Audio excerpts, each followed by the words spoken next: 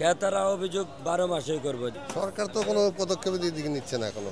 গরিব মানুষের খুবই অবস্থা খারাপ, মধ্যবিত্ত যারা তাদের অবস্থা খুবই খারাপ। আমিও যদি ক্রেতা থাকি একজনের কাছে যায় বলি ভাই মার্কেটে যদি যাই ওই জামাটার দাম কত, যদি কয় 400 আমি কম 300, এটাই স্বাভাবিক। বাজারের মধ্যে আমি তো বেগুন এখনো কিনি নাই, বেগুন তো 100-200 টাকা যাচ্ছে, তারপরে আমি টমেটো 200 টাকা যাচ্ছে, এখনো কিনতে পারি নাই। লাউ দেখেন আপনার সামনে 80 টাকা বলতেছে লাউ। কাঁচামরিচটা মোটামুটি স্বাভাবিক ছিল, আর অন্যান্য জিনিস সবই তো 20 টাকা 10 টাকা সবই বেশি। আমি বাসা ভাড়া আমার 10,000 করলে 10,000 দিই। অন্য অন্য মার্কেটে যাই, মার্কেটে গেলে মনে করেন যদি কাপড় 2 টাকার কাপড় 4 টাকা করলেও নেই, কারণ টাকার উৎপাদন বেশি এই দেশে, কম নাই, টাকা কম নাই। টাকা কম থাকলে মানুষ এত খাদ্য খাইতো না, খাদ্য অনেক খাদ্য। এখন তো আমাদের সিজন টাইম, এখন তো কমার কথা, কিন্তু আমরা কিছু বুঝতেছি না। কাঁচা বাজারের ব্যাপারটা তো কোন দিন বাড়ে কোন দিন কমে। এই সরকার তো কোনো পদক্ষেপ দিকে নিচ্ছে না এখনো। গরিব মানুষের খুবই অবস্থা খারাপ, মধ্যবিত্ত যারা তাদের অবস্থা খুবই খারাপ।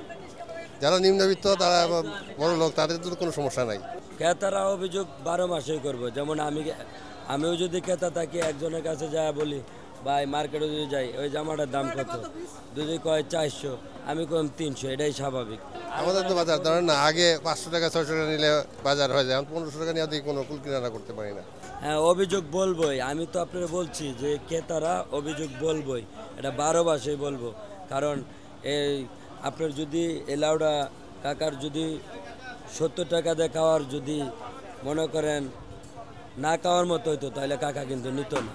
এখন কাকার খাওয়ার মতো সরবল শক্তি আছে, এই কারণে এই লাউডা 70 টাকা দেখা।